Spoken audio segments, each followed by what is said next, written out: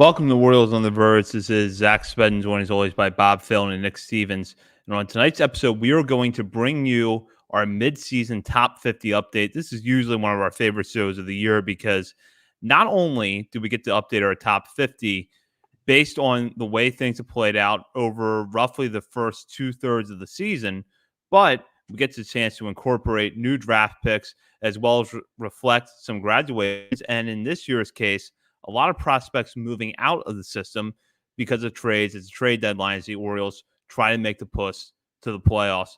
And we'll get into all of that in just a moment. But first, Orioles on the Verge is brought to you by BetOnline. BetOnline is the world's most trusted betting platform and your number one source for everything online sports betting.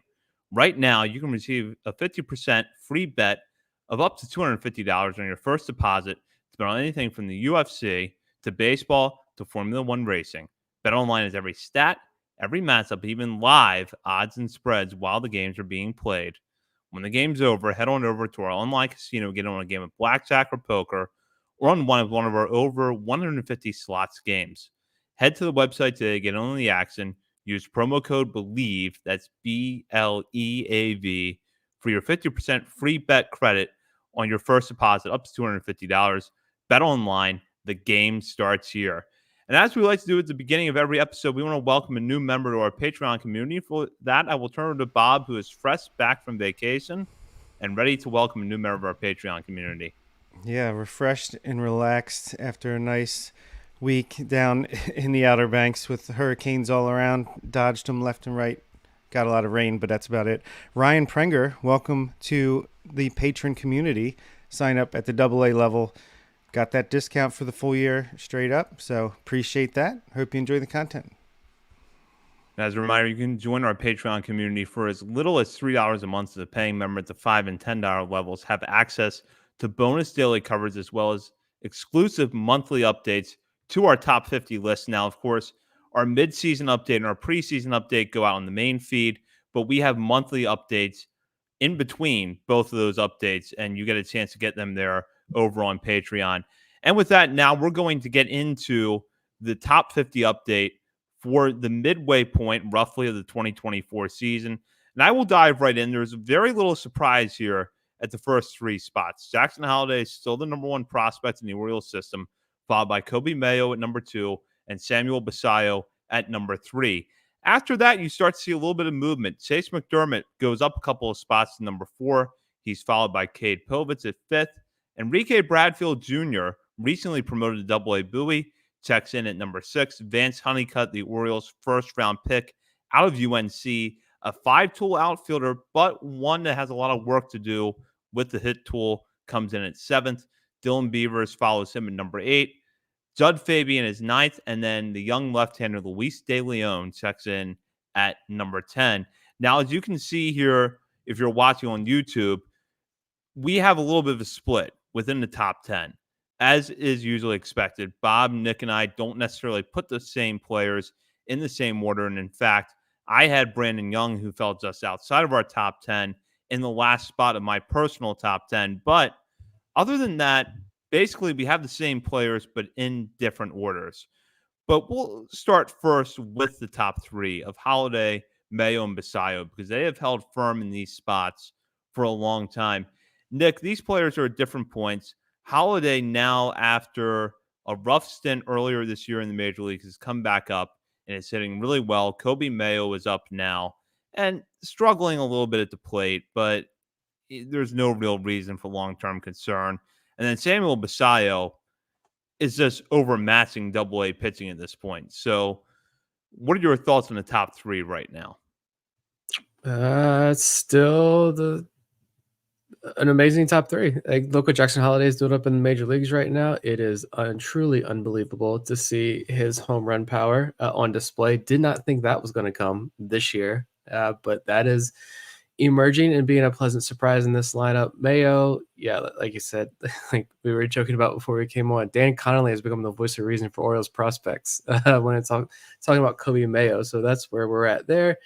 Not worried at all. And Basallo, yeah, like, look, I don't know. He's 19 years old still. I feel like I've been saying that for a while, but He's 19 years old at Double A. He's hitting 30% above league average. And trivia question: can anyone guess Sammy Basayo's stat line against pitchers younger than him this season? They don't exist. Yeah, that stat does not exist. He's facing older competition all year long. Look, is he a great defender? No, but is he a good defender? Absolutely. He's also 19 and incredibly athletic for his size. I'm not concerned about the defense at all. The offensive numbers are through the roof. I just think this is, and those numbers, he's a 130 WRC plus right now at the Double A level, and that includes a pretty slow start because the injury at the start of the season, his first like major quote unquote injury, missed a lot of baseball, a lot of crucial prep time in the spring, and that bled into the season. But he's going to end the year in AAA and probably be the top ranked prospect, and he will be the top ranked prospect in this system as soon as Holiday and Mayo graduate, and one of the top 10 prospects, top 5 prospects. I don't know how high he goes on national list in the top 100. It's truly remarkable to see all three of these guys in action this year. They just keep hitting. Yeah, absolutely. I mean, Basayo, he's going to be a contender at least for top prospect in baseball, depending on who graduates coming into next year. He'll at least be top 5, top 10, like you said. A clear number 1 in any farm system in baseball, other than the Orioles, who have Jackson Holiday and Kobe Mayo. And it's just a tale as old as time. Rinse and repeat. Fans clamor for top prospect to debut. What are they waiting for? He's obviously ready.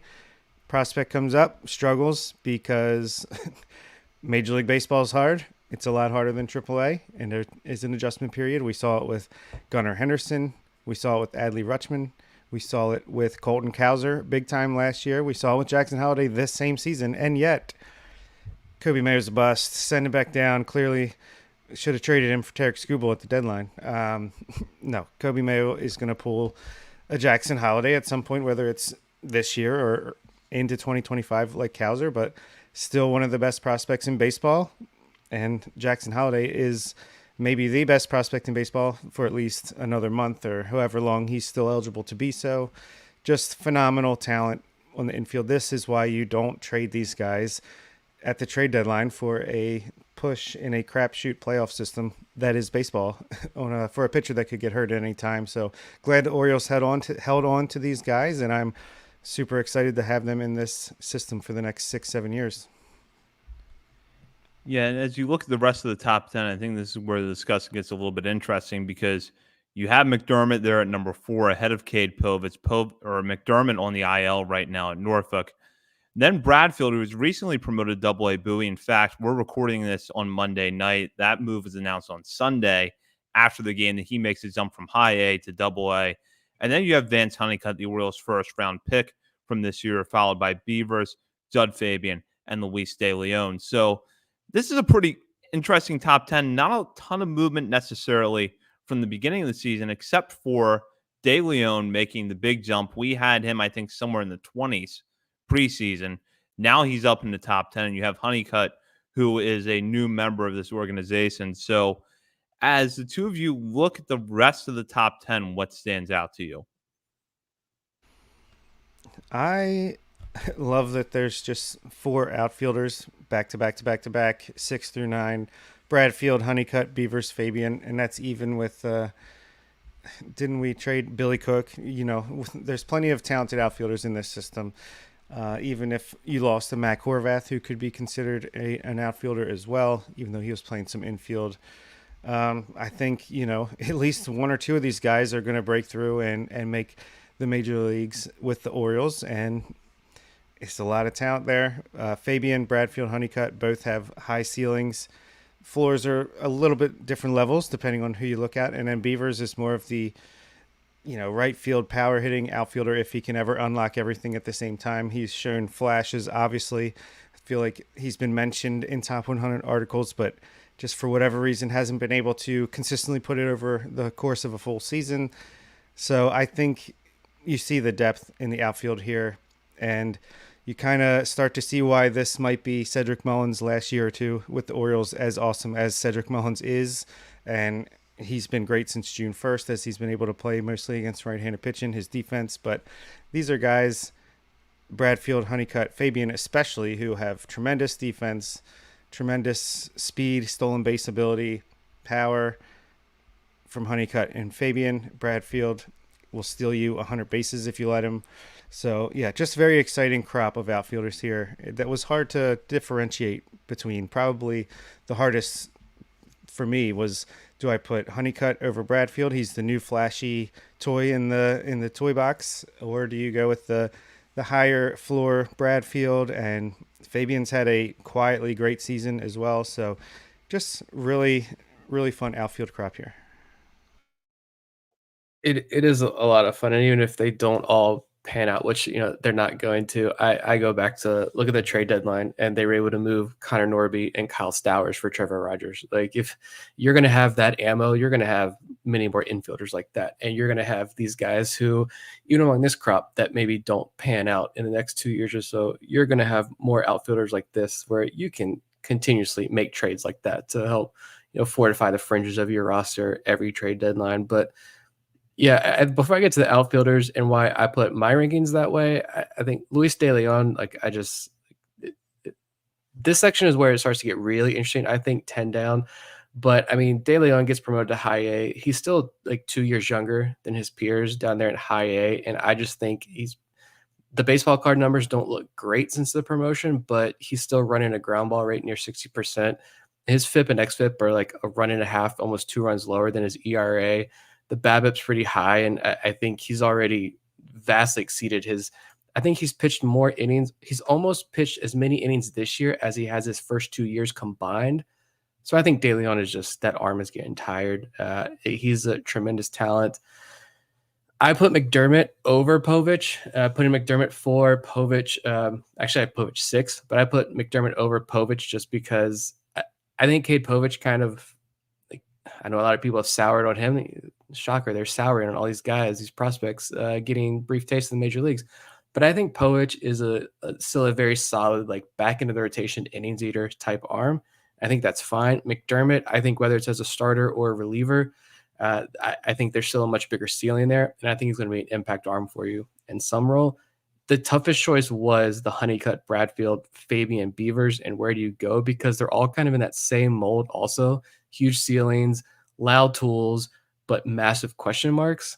I've actually been trying to be more reserved when it comes to the draft picks, the guys we initially trade for, some of the younger international prospects, just until like we have the ability to really watch them and understand who they are. But Honeycutt, I just think he showed improvements this year at UNC.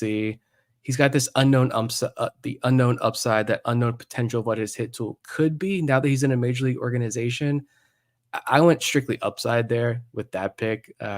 Like, there's a ton of risk there, but at the same time, like, if the Orioles are able to crack something with that hit tool, he's got the power, speed, and defense to be one of the better prospects in the game. Bradfield's been, I feel much more confident about Bradfield's bat now than I did 2 months ago. He's had a really tremendous season, especially, I mean, since he returned from the IL from that concussion earlier in the year.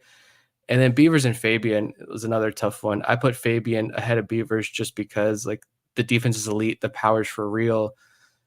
Strikeouts are down, but the hit tool still scares me because he's a little bit older. He's been in older in that he's been in double A for a long time at this point. And yeah, the walks are down, but strikeouts are also down and power's up. He's showing good signs. He's way further removed from this hardcore 3 true outcomes player he was last year. But I'm curious to see like what is the hit tool ceiling there with Fabian? Is it going to continue to get better or not?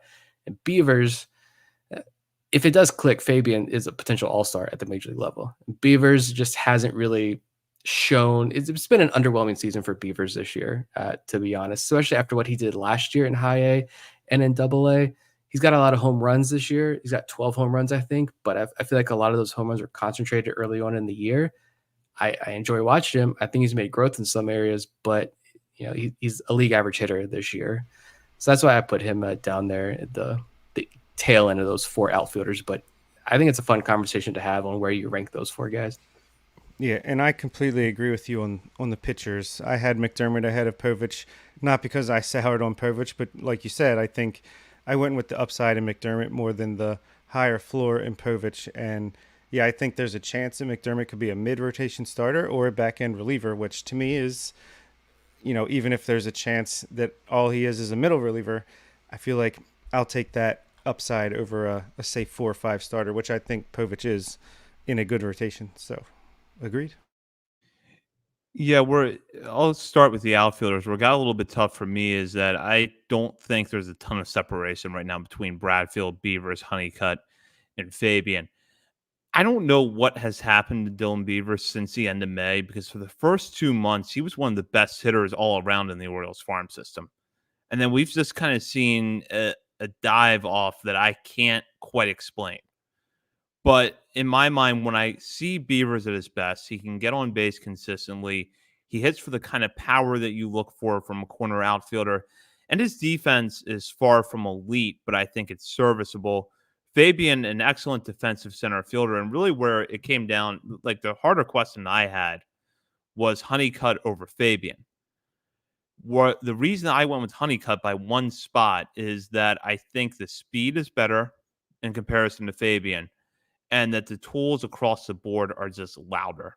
So that even if Honeycutt doesn't develop much of a hit tool, I have a feeling he'll stick around a little bit longer in the majors than Fabian will because Fabian, good defender, doesn't run as well as Honeycutt. Power maybe the same or slightly below where Honeycutt is at this point.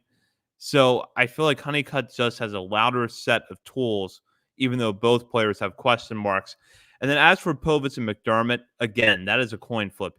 In my mind, I look at Povich more as a starter than I do McDermott.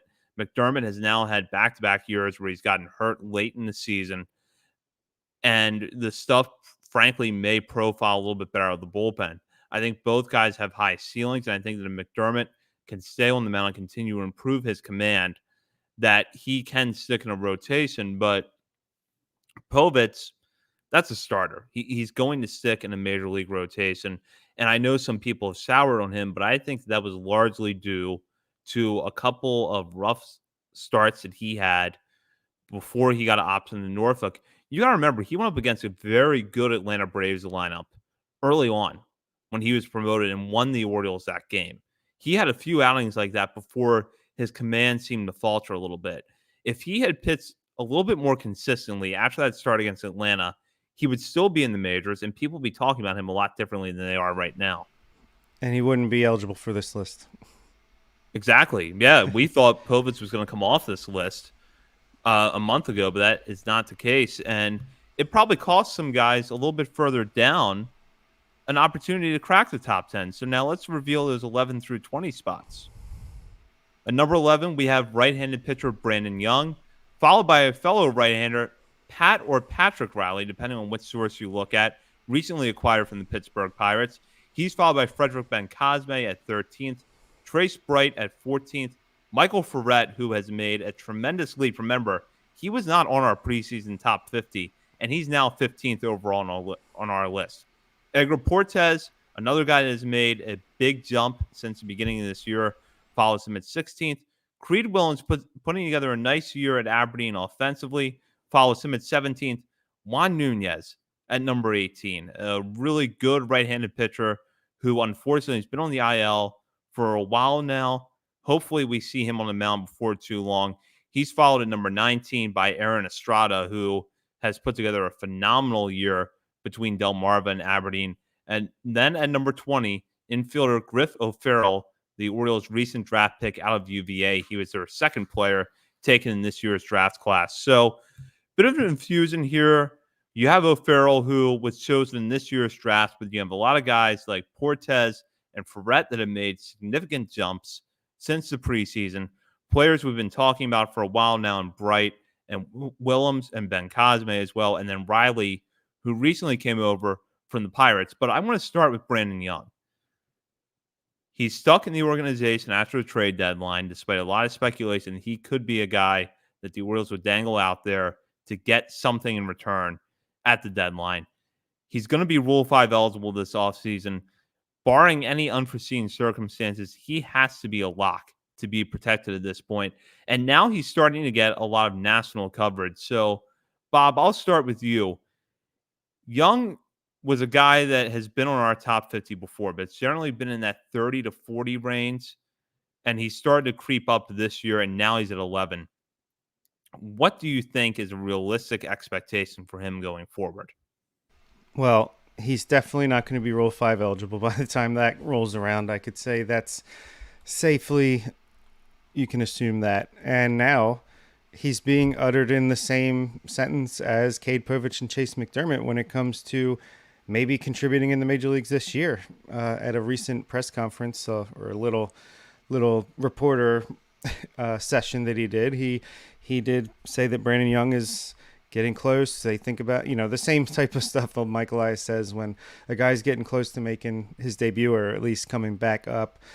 So that was exciting to hear. And clearly they liked the improvements he made enough and has sustained that up in AAA, that I think he's a legitimate in competition next spring for a starting pitching role on this team, along with Povich and McDermott. And yeah, he does things a little bit differently. He's got that high inverted break fastball that our former guest loved, Lance Brodsnowski.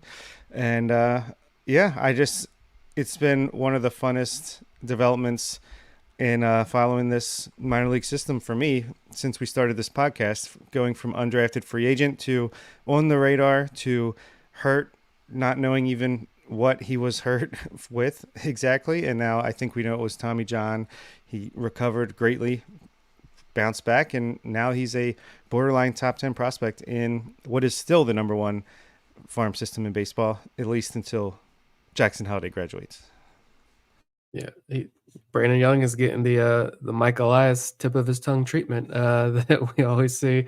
So I do think he is very close. That when Mike Elias talks about a guy in the minor leagues like that, I think it's got a perfect hit rate for seeing him in the major leagues pretty soon. Right now, like I said after the trade reaction show, I thought Brandon Young was a huge winner of the trade deadline because it felt like he's definitely, like, he could still be traded this offseason before the deadline to protect these guys, but I don't think so. I think he's in this organization because the Orioles like him.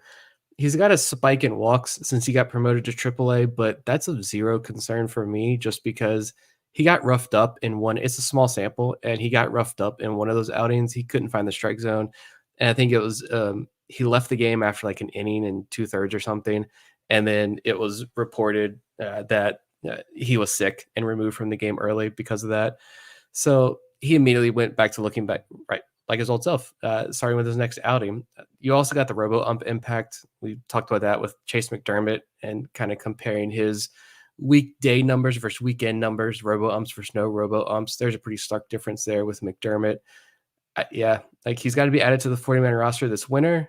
And so I think why not just, if you need that bullpen arm and you want a righty who can throw it in the mid to upper 90s with a couple of nice breaking balls thrown in there, why not give him a shot? He's either going to be added to the 40-man roster or traded this offseason. So I think we do see him in the majors at some point this year, especially. It's like that weird point of the year where the season's almost done, but at the same time, there's also like a ton of baseball left. You're going to need more bullpen arms, obviously. I think Brandon Young could be one of those younger guys that gets a shot. Yeah, when I was looking at my list and I got down to like the 10 to 15 range, it was a tough decision between Young and De Leon. And of the three of us, I was the only one that had Young in the top 10 and De Leon outside the top 10. I had Young 10 and De Leon 11th. What separated Young from me is that I'm more confident at this point in him sticking as a starter, even though I believe that De Leon has a far higher ceiling than Young does. But De Leon is younger. He has not thrown a lot of innings professionally, whereas Young is on the mound right now looking like he deserves a shot to at least get a couple of major league innings before this year ends.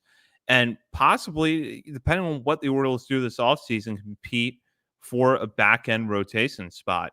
I agree with what both of you talked about with his command. I think that has looked really good this year, especially when put in the context that we have seen walk rates spike pretty significantly from AA to AAA. Young's has spiked, but it still is pretty good in comparison to what we've seen from other players with the robo ump, with the change in baseballs. And he doesn't have elite stuff, but across the board, his pitch mix looks to me like a guy who can start in the major leagues. And let's go down the list now. And I want to go to Ferret because I don't know that we have seen a player who has made this kind of jump within a season in a while. He was not on our preseason top 50, really didn't get on our radar until about May. And between Delmarva and Aberdeen this year, has put together really, really good numbers. And one theme that you might hear throughout the night is that we're seeing some command concerns with pitchers as the year goes on, especially younger guys. We're seeing it certainly with Luis De Leon. We're seeing it to some extent even with Trey Sprite. And for Brett, you're still seeing it, but the strikeout numbers have still been pretty good at Aberdeen. So why do you guys think that he has been as successful as he has been this year? And now it's not just us talking about Ferret as a top, 10 to 15 prospects in his organization. National outlets are noticing him as well. To be fair, I think he was on our radar, but year of the pitcher, we didn't know who was going to break out and when. It just happened that he immediately caught our attention and has just consistently looked great throughout the entire season. I just think he's very young for a draft pick in that range that he was taken in. I think it goes a little bit under the radar, like his age compared to some other guys that are from the same draft. And he's just looked electric all season long and can't see the forest through the trees. He's number 15. Yeah, I mean, it was going back to the whole thing. He worked out at Tread in the offseason, and they had right before he left to go to Sarasota, they put out the tweet about the velo increases. He added like 3 or 4 ticks to his fastball since the Orioles drafted him, and he added weight, and they revamped his secondaries. And you're like, all right, I always take these tweets with a grain of salt. Like, let's see what these kids actually have in game action.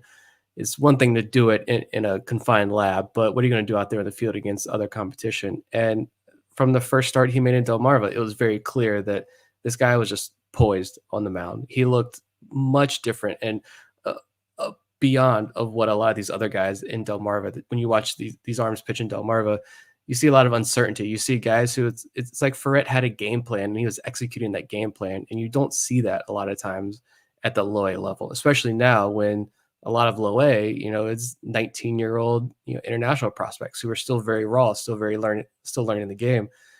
But Ferret, I mean, he's 20 years old. So he's another year younger than De Leon, who I just said was 2 years younger than his peers in high A. Ferret's a year younger. The strikeouts are still, he's got like 54 strikeouts in like 40 innings or something. He's still pitching tremendously well. I mean, this guy, he's going to get bigger. I think I've said before, he made Blaine Knight look like he had some weight on him. He was so skinny. I think Ferret is going to be a guy who flirts with 100 miles per hour next year, honestly, within 2 years or so. He's going to get bigger. He's going to get stronger. That velo is going to tick up even closer to 100 miles per hour. Multiple breaking balls. I mean, I think this is a guy who, like John Mioli was on the show and was like, yeah, Michael Ferret's getting, like, you mentioned his name around the Orioles and within the organization, there's real buzz there. Like, guys light up when they talk about Michael Ferret, and we're seeing why. He's now one of the top pitching prospects in the system right now. Let's dive a little bit into Pat Riley, the right-handed pitcher the Orioles recently acquired from the Pirates in a trade that sent Billy Cook over to Pittsburgh. And at the time of the deadline, this move flew under the radar a little bit because it's a prospect for prospect move. There's no major league players going to either team in the deal. Then we started to dig a little bit deeper into Riley and noticed that a lot of national outlets were pretty high on him. He'd been putting up good numbers in high A at Greensboro, the Pirates affiliate, and doing so in a hitter's haven. Greensboro is definitely a hitter's park, and he's putting up very good numbers there. The Orioles didn't even do what they did with Cade Povich and Chase McDermott a few years ago and give them those warm-up outings in Aberdeen. Riley went right to Double-A, and so far only been a couple of outings for him with the Bay Sox, but looking pretty good to this point.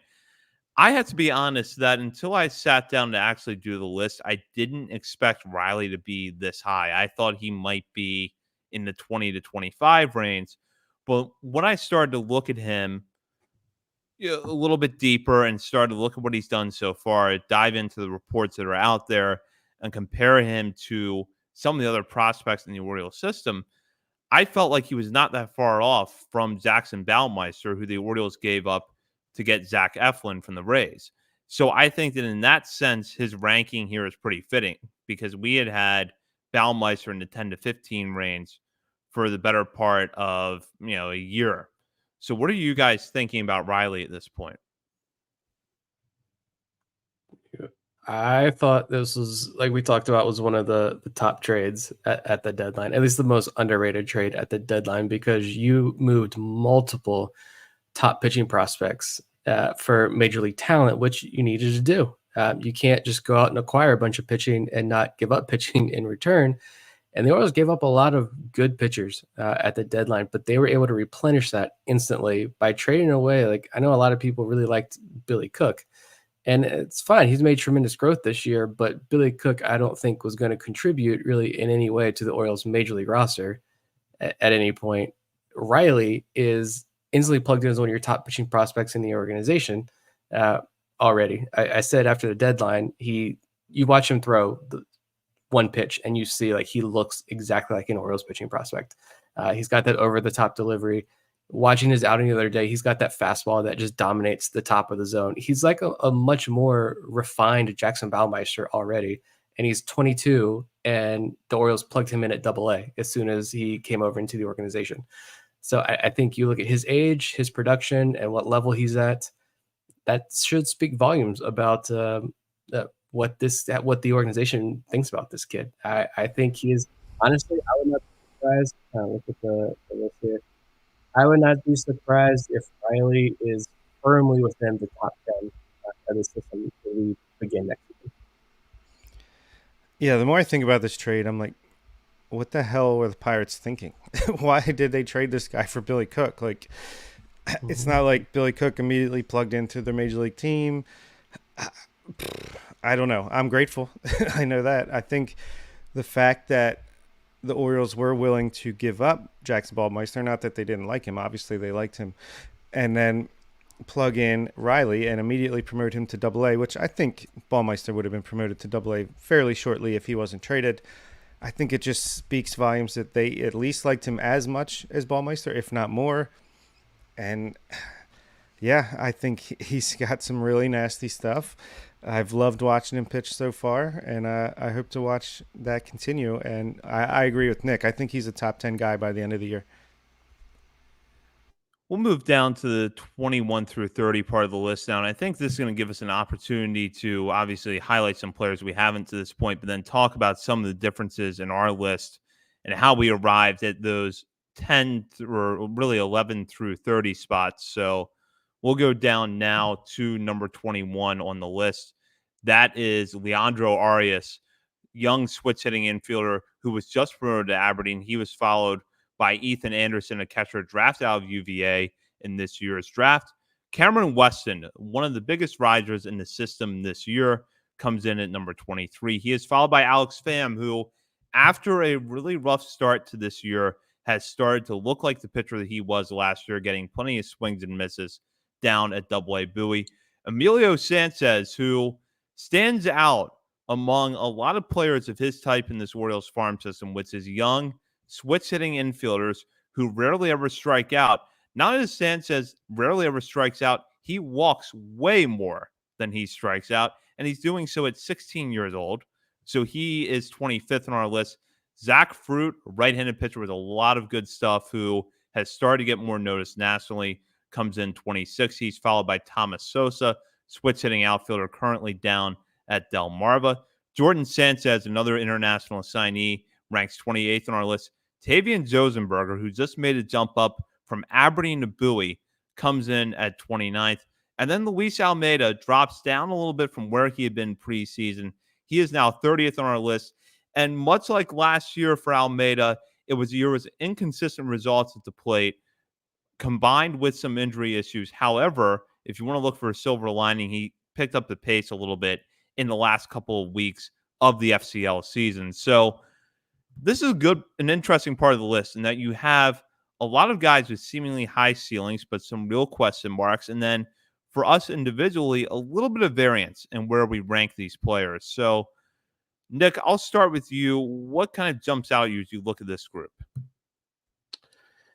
This group, I think, is pretty fun just because, I mean, Leandro Arias is a guy who, like, I go back to Fangraphs. As soon as he signed, Fangraphs jolted him up near the top of the organization in their rankings. They were obsessed with him, and he hasn't really shown that production this year at Delmarva. He had an injury, missed some time there, but still, it's been like he's been one of those guys who's like flashed a little bit, but I did not expect him to be promoted to high A as he was today.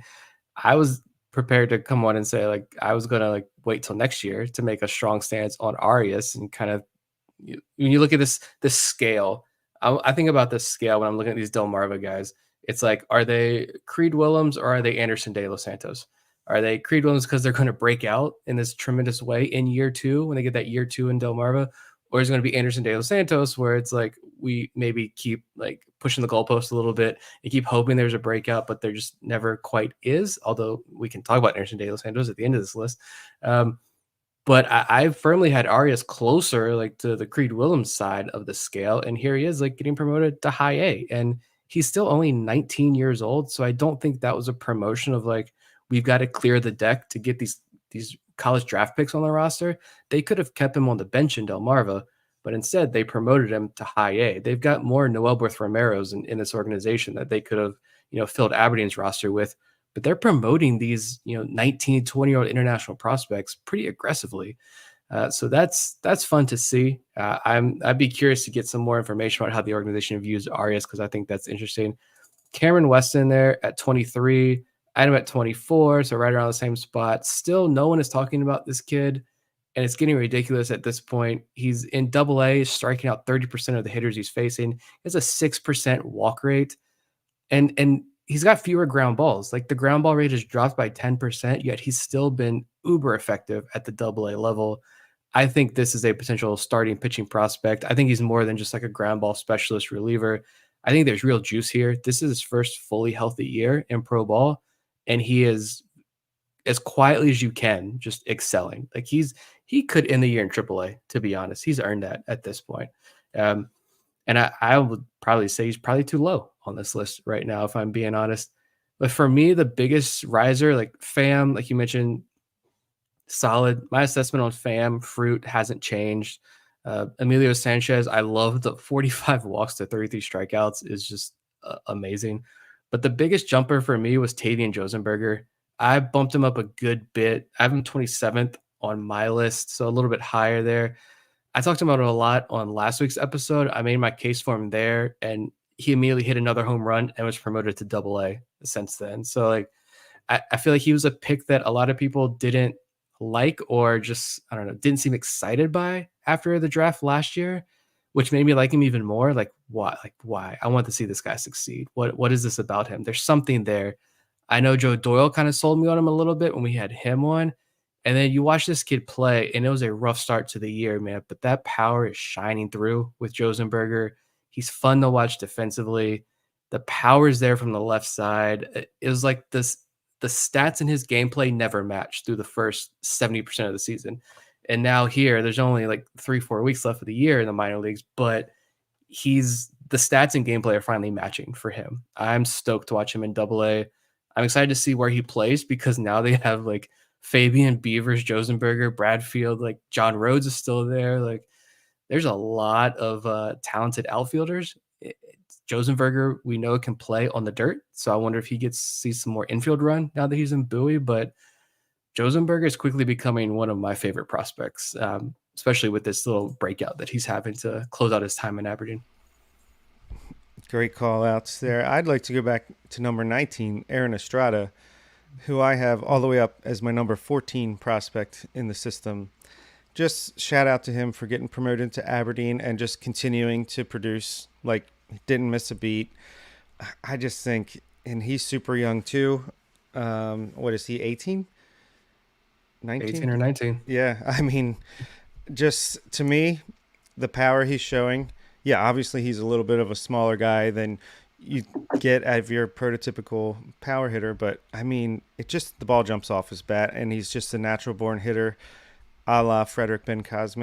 I think he's Ben Cosme with power, probably not as good defensively, but I love this style of player, and I'm hoping he continues to produce. When you talk about Leandro Arias, I think it's a tools over production thing. I think he's got all the tools to be that breakout guy, a la Aaron Estrada, when it comes to the stat line. It just hasn't happened for whatever reason, but he's still got a great approach. He's got great tools, power, hit tool, and can play good defense. I think the organization, I have a feeling the organization's high on him, and I think we saw that with the promotion.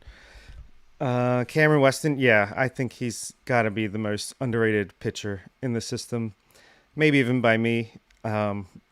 Number 19 for me, but he just continues to produce, and at some point that's got to count for something.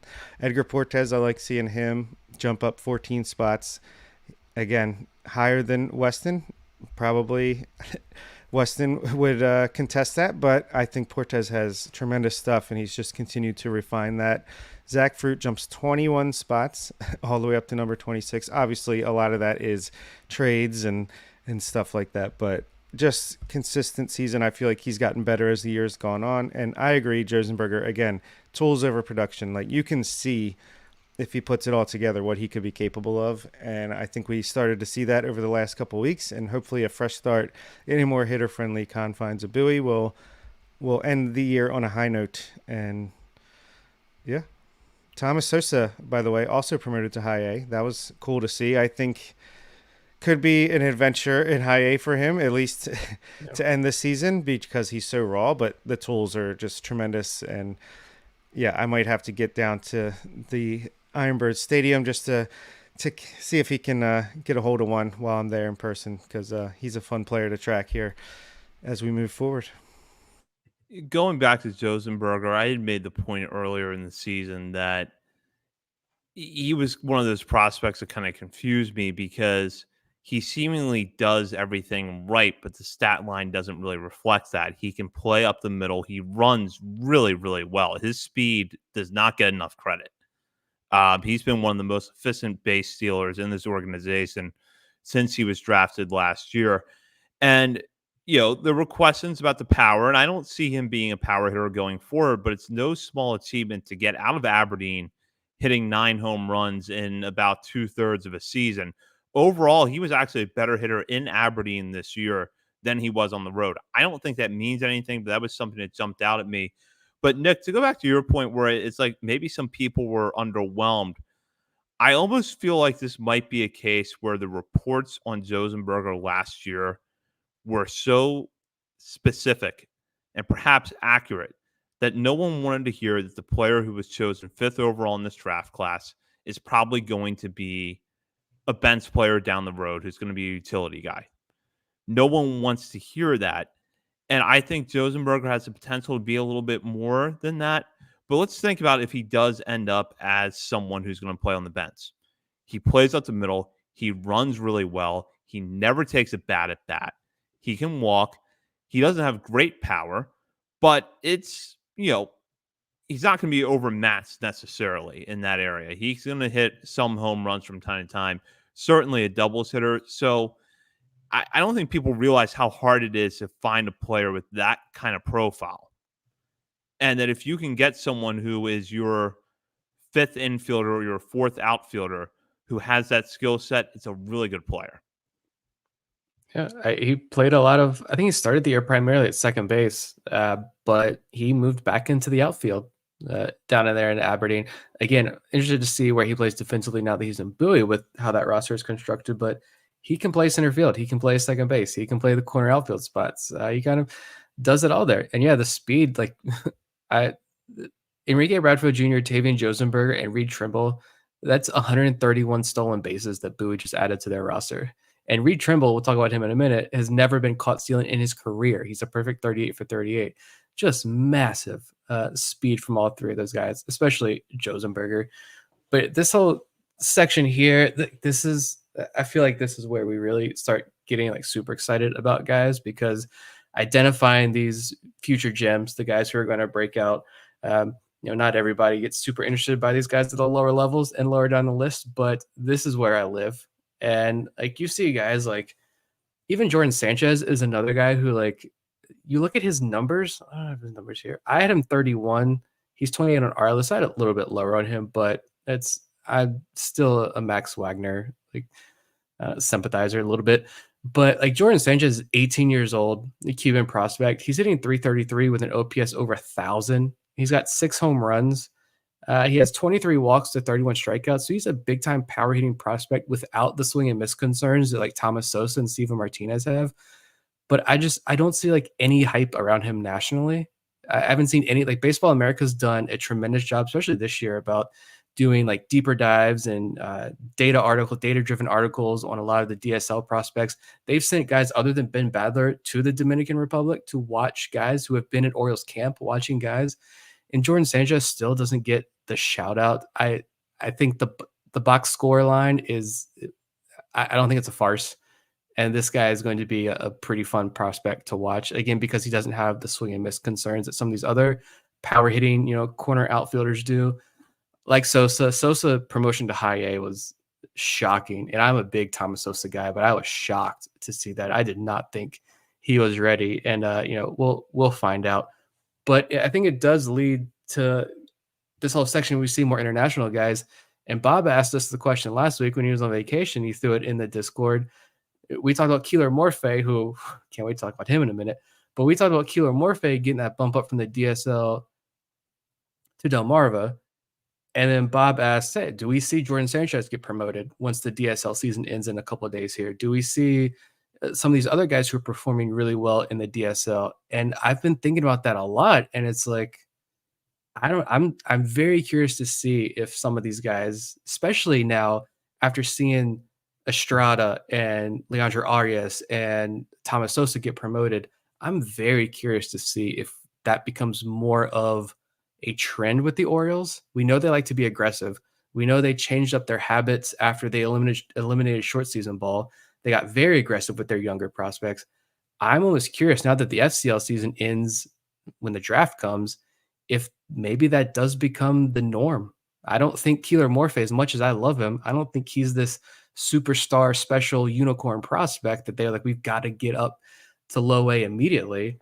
I think the Orioles are going to start challenging these top younger international prospects in a fun way. So I don't know if you guys have thought about that anymore since then, but Yeah, my reasoning, I think I could see Jordan Sanchez especially getting that chance once their season ends is because he's 18, not 16, 17 like a lot of the guys in DSL. I just wonder if guys like Keeler Morphe was his second time in the DSL. So if second year players or a little bit older players might get that opportunity, if they want to see these guys continue to get official innings and at bats, I mean, of course they could send them to the complex in Florida and their tricky league action there. But if you want to challenge them, like you said, and why not? Because FCL season's over. Delmarva is kind of FCL, the rich man's version of the FCL. So, yeah, why not? I love the idea of guys like Cartaya and Morphe getting a shot in Delmarva to end this year, and would like to see more of it. But we'll see if that's a trend that will continue.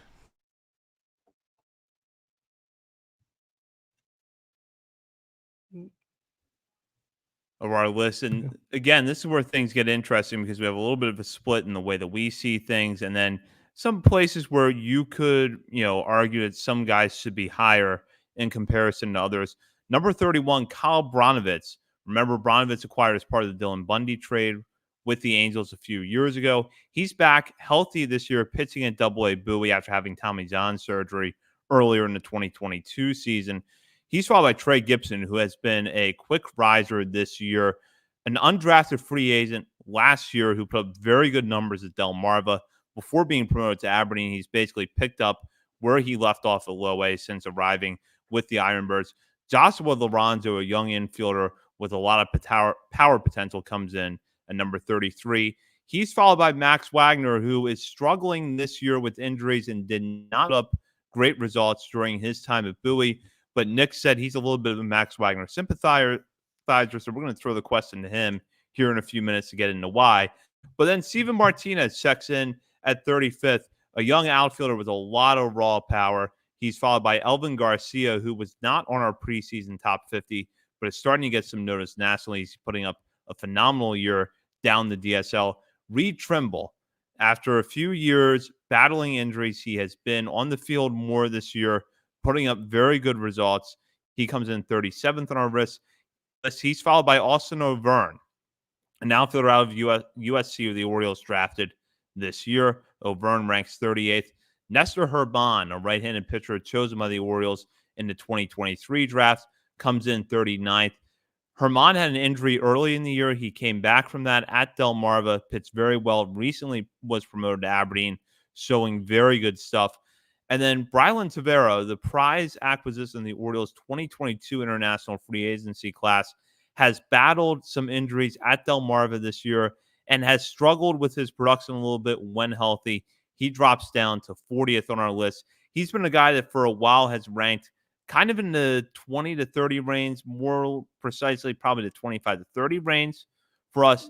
He's now down at number 40, but injuries are playing a role there. So, and I think that is a little bit of a theme in this section of the list because you have Trimble, who has been on and off the IL for a few years now. You have Wagner, who has an injury right now. And then you have Tavera, who's been off and on the IL a couple of times at Delmarva this year. And Nick, I know you want to talk a little bit about Wagner, so I want you to start there. But as you look at this group of players where we have injury concerns, what do you see from them going forward? This one is tough because there are a couple of guys that's like, I don't want to take them off the list. I don't want to drop them too much because some guys I think still deserve another shot. Other guys, though, it's like, we'll talk about Branovich here in a second, but with Max Wagner, I kept him at 29 on my personal list just because, like, he showed us enough, I feel like, last year to keep him on the radar. He didn't have an off season because he had the hamate bone surgery in like December. He had multiple injuries this year that ultimately I think his season's done. I don't think he's coming back this year. He's a younger guy. He's still only 22 years old. He was a younger guy. He was one of the younger guys in his draft class, cold weather prospect. We talked about that a lot. I think he deserves one more shot next year in Bowie to see what he's got, although he's really got to turn it on next year. I just I kept him around that 29-30 range just to, I think, one more shot. I think he does deserve. It was tough because you got Elvin Garcia. I had at 30, and Elvin Garcia, I mean, this is, again, another international signing from this 2024 class who's OPSing like almost 1,000, so and more walks and strikeouts. But it's like some of the other guys on this list, like Branovich. I put Branovich all the way down at 47 on my list. I don't know what you guys think about Branovich. I think he's been completely passed over in this organization. I'm kind of out, to be honest. He was in AAA when he had Tommy John surgery. He's been fully healthy for a long time now and is still in AA. Even when he was pitching at his peak this season, they didn't promote him to AAA. I honestly don't think he's back with the organization next year. I kept him at 47, but honestly, there are a lot of other younger arms that I would have preferred to put on the list. That was a tough one for me. Tavera is another tough one just because, like, I dropped him. He's 38 on my personal list, so he's a little bit higher than our final list, but he doesn't have a home run this year. He's hitting just 158. I know he's had multiple injuries as well, but there are a lot of these other younger international guys who have completely bypassed him, and they're in high A now, like we just talked about. I know the organization, at least entering this year, was high on him. Can't speak to if that's changed or not over the last 3 months, but like that's been a very underwhelming year from Tavera.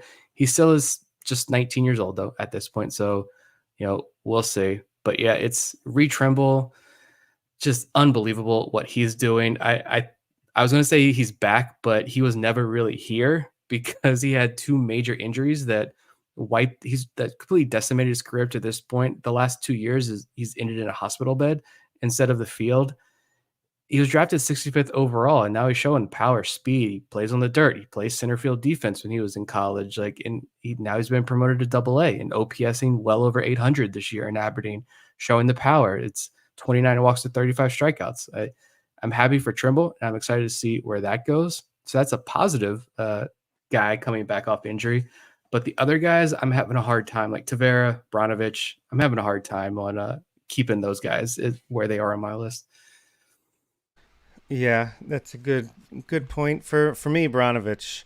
I'm still a believer as of now. I do agree that he's on the verge of being passed over by quite a few arms, but I'm holding out hope that there's a reason that they haven't promoted him to AAA. I mean, they promoted Carlos Tavera to AAA for goodness sakes over him. So I don't know. I'm holding out hope. He might come crashing down my list soon. We will see.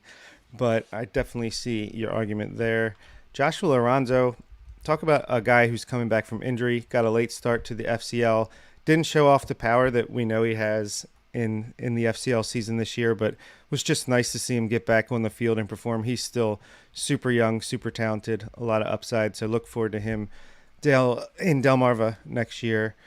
Hats off to Ray Trimble. Cue the Undertaker gif of just coming back from the dead, because I thought when he went down early this season with an injury, I was like, goodness gracious, it's officially over. But nope, he came roaring back. So hats off to him. Like, that has to take a lot of determination and hard work. So love that for him. And I hope it just is all downhill, uphill from here, all good from here. And he can maybe just be the guy that we thought John Rhodes could be. I don't know, but love to see it. And Nestor German, I mean, from unknown to just dominant, and now it's translating perfectly to high A Aberdeen. It's what you want to see.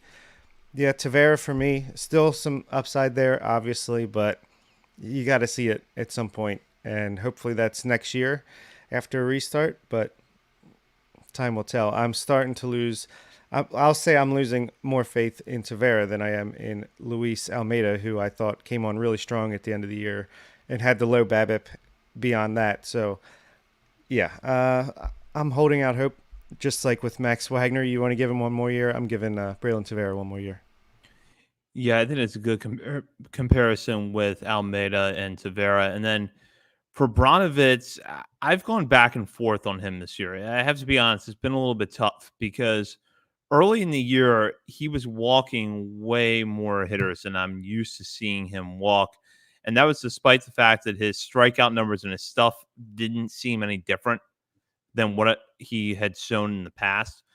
Then the walks have started to come down some over the last few months, but the strikeouts haven't been there. And I think it is fair to question why he hasn't been promoted. I think the results overall have been a little bit better than, say, a guy like Seth Johnson was before he was moved. But at the same time, Bronovitz is going to be Rule 5 eligible for a third time this offseason.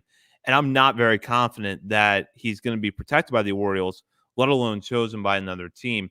I hold on to him inside my personal top 30. I had him at 28th because I do think that if he can put it all together, there's a starter's mix there with the fastball, the knuckle curveball, and the changeup, that he can at least be a bulk innings guy out of the bullpen who could spot start for you from time to time.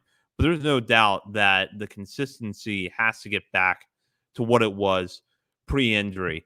And then as for the other players on this list, I want to give Almeida the benefit of the doubt just because of how young he is. With Wagner, I think that perhaps he's been rushed a little bit because although he is a college player who was chosen out of a major program at Clemson, he came from a cold weather state, really didn't come on as a starter until his final year at Clemson. And now you add in the injuries. I don't want to say he should start next year at a lower level, but I do think the Orioles might need to play it a little bit slower with him than they would with other college picks. I have him at 31 on my list because I do think that there's some value there if he can put everything together. There's some defensive versatility. He can bounce back and forth between second and third, has some power, but again, it's just a matter of staying on the field. And Trimble, despite the fact I have him 33rd on the list, I was really close to putting him back inside my top 30. The only reason that I didn't was that he just has not been on the field a whole lot. And this is, a question I want to get into at the end of our list. But availability for me is starting to become a little bit more of a factor as I do these things. And Trimble has only had 130 professional games since being drafted 3 years ago. And I just hope that he can stay healthy for a prolonged stretch because we're seeing this year what he can do when he's on the field. Yeah.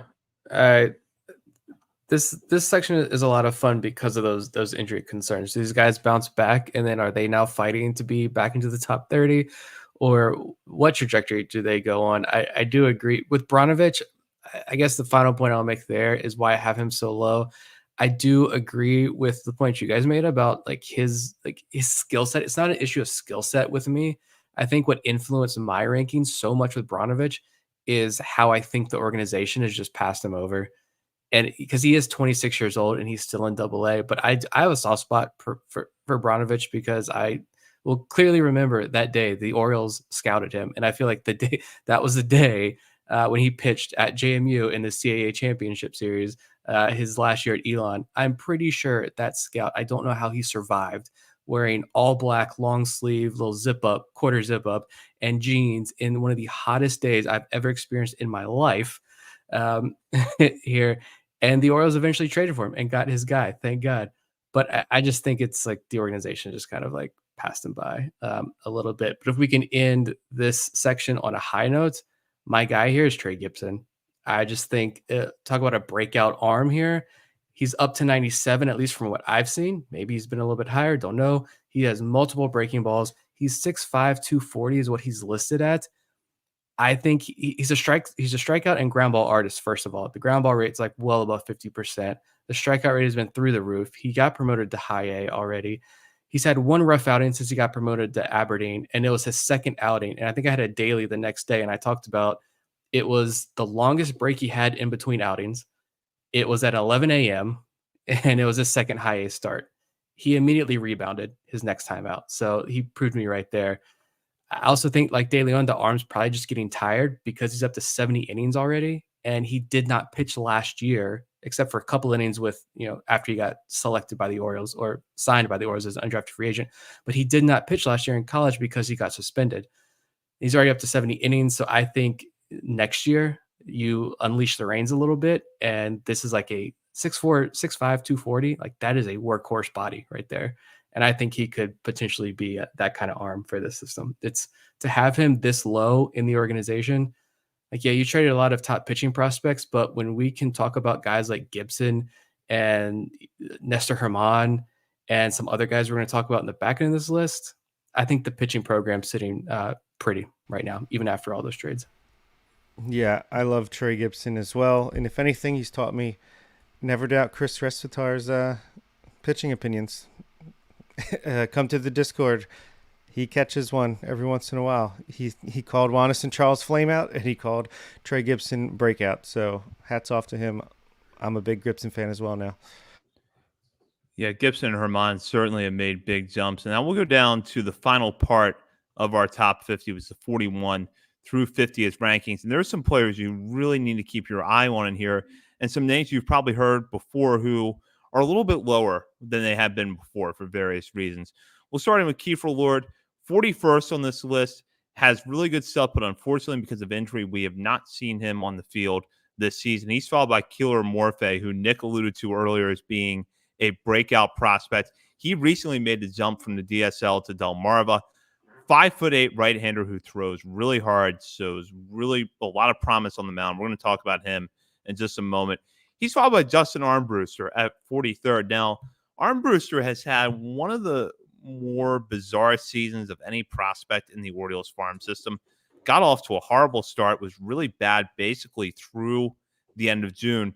Has started to look more like his old self in the last few months. Now, mind you, Armbruster had consistently been a guy that was inside our top 25. He's all the way down at 43, but there's maybe some glimmers of hope. I don't know. I'll ask Bob and Nick about that in a few minutes. He's followed by Levi Wells, who got off to a slow start and then was hurt for a little bit at Aberdeen this year, but has looked much better since coming off the IL. Juan Rojas, another pitcher who has battled injury issues, checks in at 45th on this list, a young left-hander, currently down at low A Delmarva. Anderson De Los Santos, a hitter who puts up very good batted ball data, but has not had the most consistency in terms of results. Currently at high A Aberdeen, he is 46th on our list. Carter Baumler. Every time I do this episode, the top 50 update. I say just stay healthy. Baltimore was on the mound for a little bit this year. Again, back on the IL. He is now 47th on our list. And then we have some newcomers to the list. Rounding out the top 50, number 48, right-handed pitcher Blake Money, who has been one of the most consistent and most effective starters down at Low A Delmarva this year. He's followed by Gibber Cartea, who another guy like Morphe, breaking out late. Difference between Morphe and Cartea. Cartea is a few years older. He's had a couple of stints in the FCL, but has phenomenal stuff. Now getting a chance to show that off in Low A. And then at number 50, the first high school player taken in the Orioles 2024 draft class, switch hitting infielder DJ Layton. Now, this is an interesting section of the list for a lot of reasons, because you have some guys, like I mentioned, that have been higher before that are now pushed down because they've either been hurt or just have not performed consistently this year. And then you have some other guys that have never been on this list before. So, Bob, where do you want to start with this section of the list? We got to start with Keeler Morphe. I mean, this kid, for all my short kings out there, he is a stud. Just lightning arm. Yeah, I think this guy, if he's going to pitch like this, he's top 30, top 20 this time next year. I don't know what the ceiling holds for him, because my goodness, if they're going to come up with an international arm like this a year, I'm excited about it.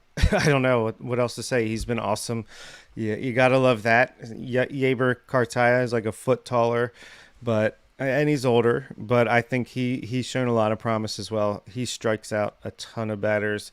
Blake Money has been good all year. He was a little bit unlucky in the beginning of the year, and now I feel like it's all his FIP and XFIP are kind of lining up with his ERA, and I think the fact, again, I've said it before, but the fact that he started opening day for Delmarva says a lot. Would like to see him up in Aberdeen at some point, because not sure what else he has to prove down in Delmarva.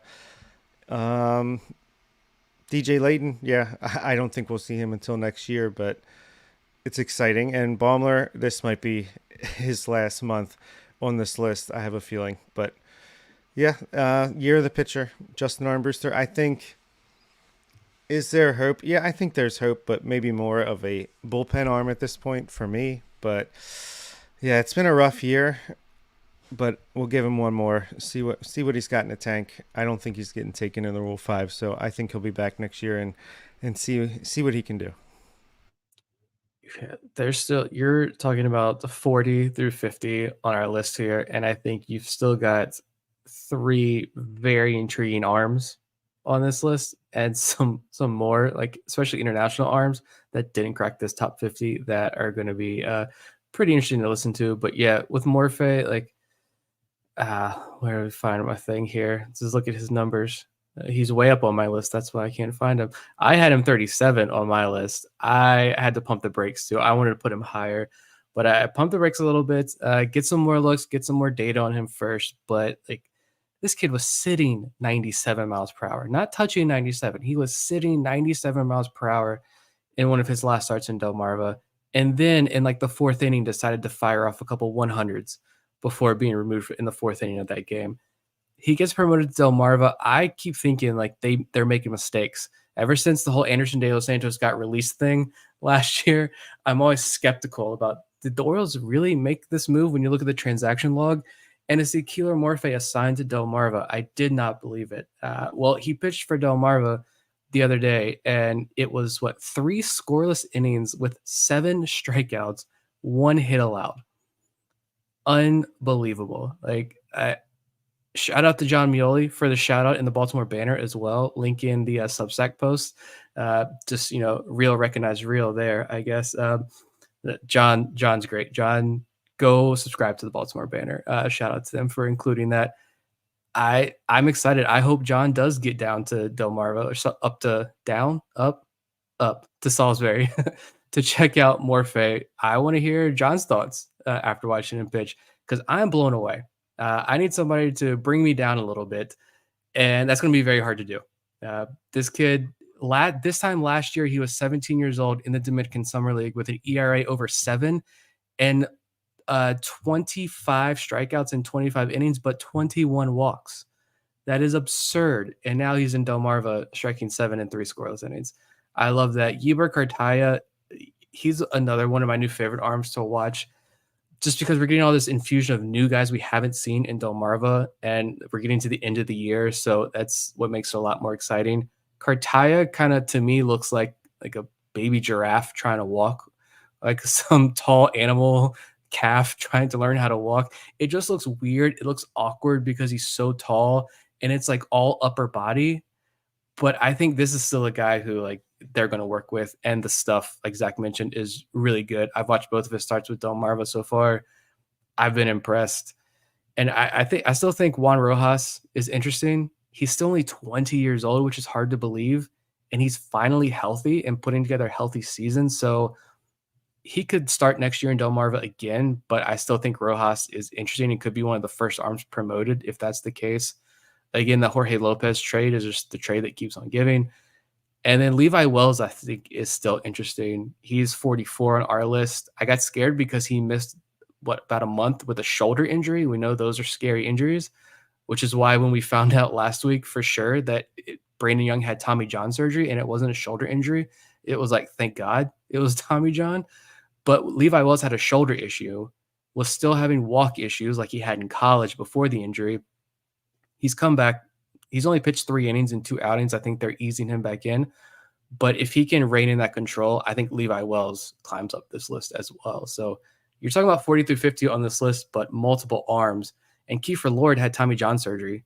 That one sucks. Like, he didn't pitch last year after being drafted. He didn't pitch this year because he tried to come back.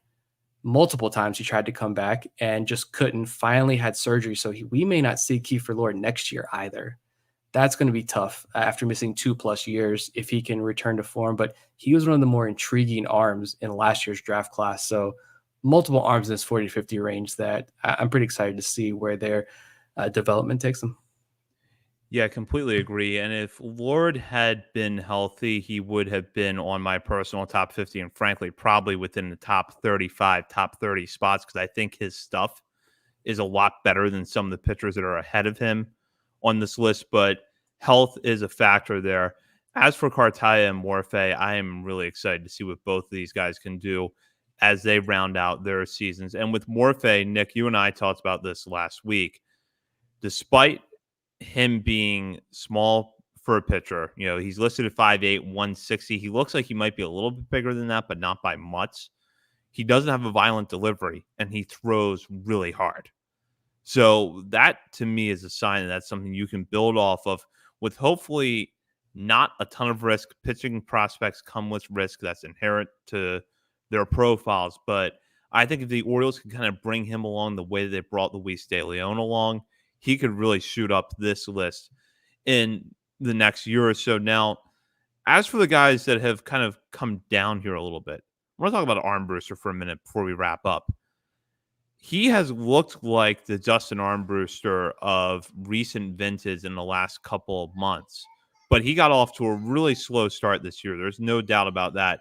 Where do you guys ultimately see him settling in? Does he look like he's closer to the pitcher that he was at the beginning of this year, who was having a hard time locating his fastball and often seeing hitters square up on it, or the guy we've seen later on in the year where he's really mixing in his pitches well, locating them, and getting the kind of results that he has in the past? For me, to be honest, I don't know. I'm just going to be honest and say I don't really know what's going on there, and I would love to know something more certain because, again, he's a guy who there's a lot written about him over the last 2 years about like Armbruster being the guy, and go back to like John Muley's Arms on the Farm series that he started last year, which was tremendous to highlight the depth and growth of the pitching development in this organization. And Armbruster is one of the first guys he acknowledged in that like Armbruster's kind of paving the way for a lot of these arms. And I do think overall Armbruster, I have Peter Van Loon 49 on my personal list there. And I think Peter Van Loon is in this Armbruster mold in that neither of those guys were like highly touted coming out of the draft. They're like somewhat interesting, but I don't think anybody was like ever super excited about either of them coming out of the draft. But the development that they've made since then is noticeable and should be like celebrated. They've done a lot. Justin Armbruster, I did not imagine being part of AAA Norfolk's rotation when he was first drafted. I thought maybe you teach him a slider, and he's a fastball slider reliever, big guy, powerful fastball. But now he's a AAA starter. I don't know what went wrong to begin this year. He has looked better, but I do agree that like the fastball traits are good. The secondaries, he's revamped them. He's developed those. They've gotten better. He's ditched old pitchers. He's added new ones to fit his style and to find success. It just hasn't all come together for him. I wish I knew exactly what was going on there with him, but I do think there's still a little bit of optimism to be had there with Armbruster that he can fulfill some sort of role at the major league level. Yeah, it's like I said. I think maybe he's becoming more of a relief prospect just because there's so many awesome arms on this farm system. I think maybe like he's still got a really solid fastball when it comes to shape. So if you can just ride with that, ramp it up out of the bullpen, and pick your favorite breaking ball or two, and see how that goes. That's kind of the route I would take. But yeah, not giving up on him, but just kind of a lost year. Just hopefully he can find it before next year comes back around. Now, before we wrap up, I want to ask a question that's more about general philosophy. We have been doing this for several years now, and I think this list is kind of consistent in the way that we evaluate things and how it shakes out in the rankings, where usually our top 15 to top 20 are pretty much aligned. But then when you get past the 20, that's where you start to see more variance. So I want to ask you guys, and I'll start with Bob. What factors did you consider this year that you put together as you put together your personal top 50? And has it been any different than the way you've done it in the past? It's a good question. I think the thing I've done a little bit differently, especially as the year has gone on, is these big international signings, highly touted guys for big money. I'm just being way more conservative, and I'm going to start them lower. And if they're not performing, I'm going to have to drop them because there's so much depth here. There's so much guys that come out of nowhere that sign for nothing that, yeah, maybe they weren't touted at 15 years old or whatever when they signed it, but they're out there doing the work, and even draftees and everyone. Like, I want to value performance, obviously, to an extent. Obviously, it's tools, it's upside, but I want to make them earn it a little bit when it comes to the international side, which obviously we had to get used to and grow into, along with the organization as a whole, with Kobe Perez and Michael Elias taking over. So I'd say that's my biggest difference this year. I'd have to think about that more as a personal overall question. I think just constantly trying to weigh the upside and the floor and how far away someone is versus, could they perform in the major leagues relatively soon, even if it's as on a bench role or a relief pitcher that still has value. Like Keegan Gillis is number 16 on the MLB pipeline list, and I'm like, am I messing up? Because I like Keegan Gillis, but he's not in my top 50. So is that a me thing? Should I be trying to do fixing things like valuing a middle relief prospect more? I don't know, but I'm always trying to improve. So always tinkering and trying to improve my way of evaluating guys. It's fun. I don't think there's a right answer for how we do this. Why every list is, well, you see a lot of lists and they're pretty much the same, and that's annoying. It's just people copying and pasting each other. And then I think it's fun to be different, but you don't need to be different just to be different. Like I take big stands on guys, and I was, especially now, I feel a lot more comfortable in understanding this Elias regime and understanding we've seen what works already with like just the hitters. We've seen what works with these hitters and what they value and what they look for. And then what weaknesses guys like Mayo and Cowser and Kerstad and all these guys, what weaknesses they had in the lower levels of the minor leagues, and what the organization was really able to improve on with them. And then when I look at these guys now, it's like, okay, what are their weaknesses? Do they match up? Do their strengths match up? How do they compare? And when I watch them, do I see like bits and pieces of what's worked already? That's the biggest thing with the lower level guys, especially in Delmarva. Like watching Delmarva is huge, and that you can tell when you watch those games. You can tell who's got it and who doesn't. So like I'm pumped to watch Ellis Cuevas and Delmarva. I'm pumped to watch these other guys that just got promoted up there. These college guys, like I think Austin O'Verne is got the bump up to Delmarva. He was part of that group. Like Ethan Austin Anderson. O'Verne. Yeah, Ethan Anderson is just the wild card that every year there's a wild card, and I don't know how to rank him. I'm pumped to watch him, but like Austin O'Verne, I had him 41 on my list. Where is he on our total list here? 38. So I had him 41. He's 38 overall. Like for me, like, is he Dante Williams 2.0 who just got released?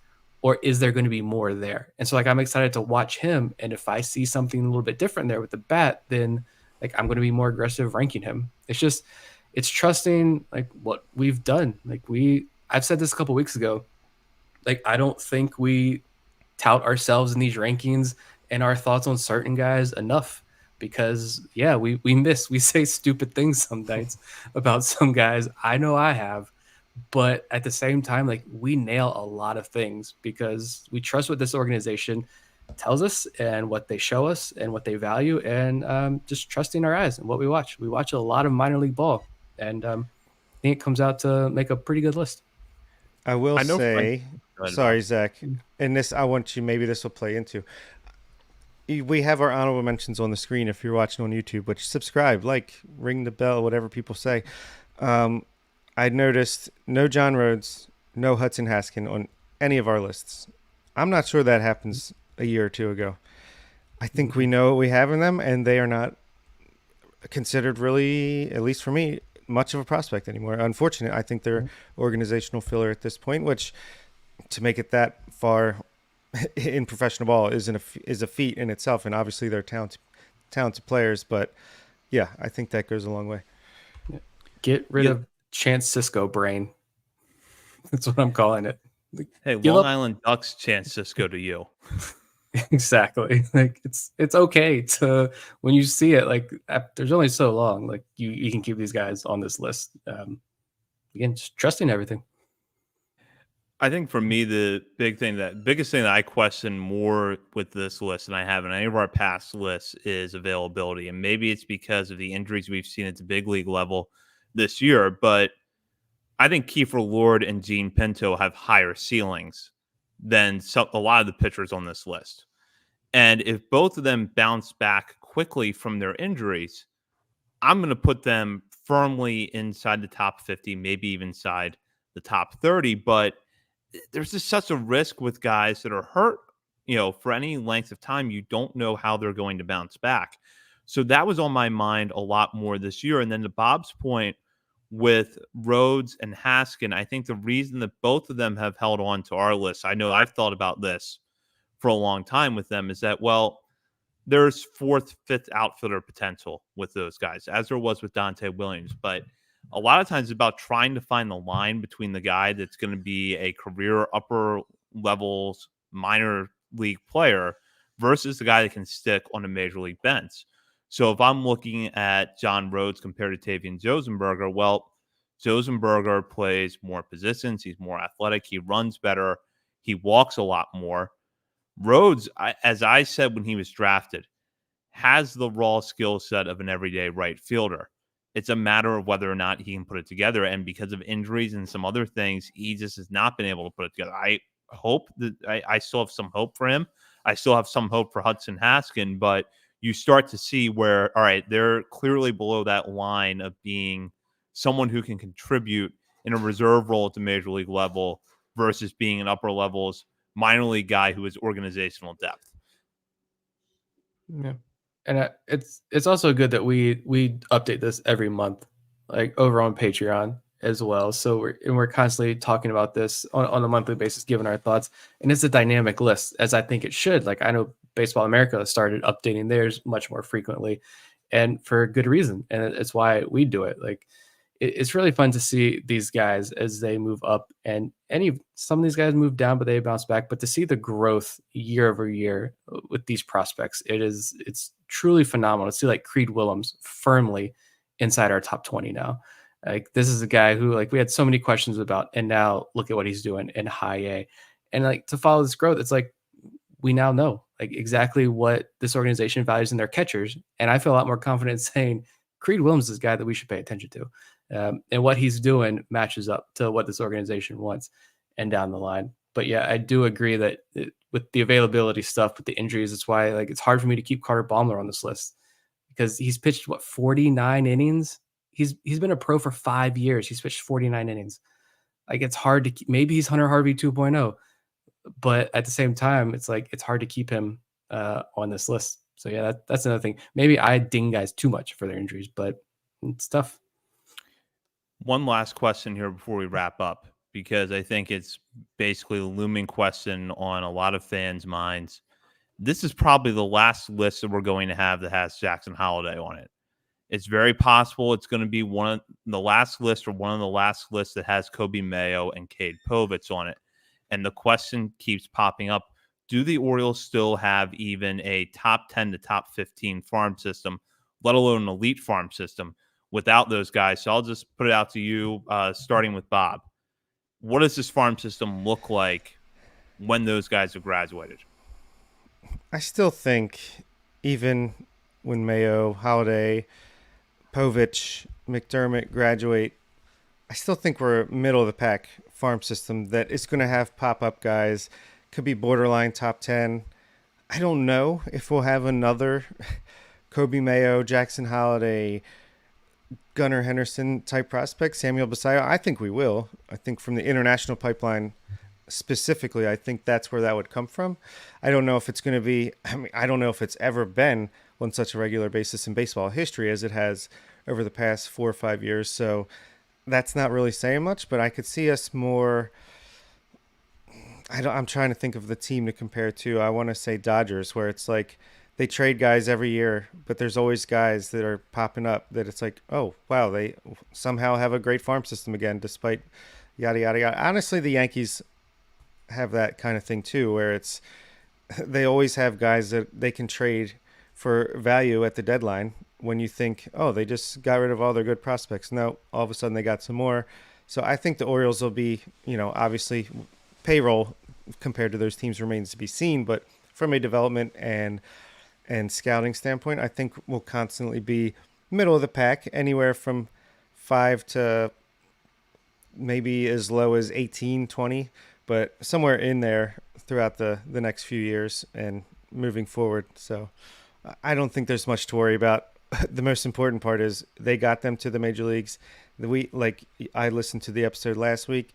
This is almost as homegrown of a lineup as you could find, and just super talented guys. And there's more coming. So, you get them to the majors, you have them contributing to your major league team. That's the point of all this anyway. Yeah, I think it's fine if they settle back after this next crop and just be a upper mid to mid level farm system. I think that's kind of the goal, honestly. Yeah. So you take a year off, guys. Like it's okay. Like how many organizations hit as often as the Orioles have? Like that's not just luck. Like yeah, there's a lot of luck involved, but that is not just luck. That is scouting and player development. Blah blah blah. We've heard it a million times. I think the Yankees are a good example because it's. I feel like their draft classes are never like super sexy, and their domestic prospects, the guys they pick up in the draft, are never like, okay, yeah, you get a Spencer Jones every now and then. I don't want to start an argument there about Spencer Jones, but I'm not a Spencer Jones guy either. But like, he is well regarded nationally. You're going to find those guys like every couple of years for sure. Even if you're picking the back end of the first round, you're going to have that guy that really breaks through. Especially like watch what Enrique Bradfield Jr. does over the next year. Watch what Vance Honeycutt does over the next year. This organization can still find value in the back end of the first round, into the second, even third rounds.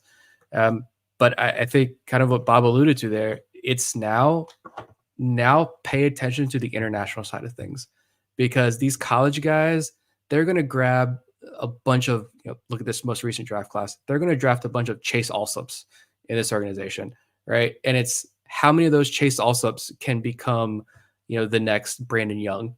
If you get one of those every couple of years, great. But the international side of things, that's where you're going to find your next, top 10, top 15 prospect in baseball. That's where you're going to find your future studs. As we've talked about for years now, the draft, you raise the floor, the international side, you raise the ceiling. And as that department gets ramped up, like pay attention to Emilio Sanchez, pay attention to Steven Martinez and Jordan Sanchez, Aaron Estrada. You want to talk about guys who are here now? Pay attention to what Aaron Estrada and Leandro Arias and Thomas Sosa do in Aberdeen.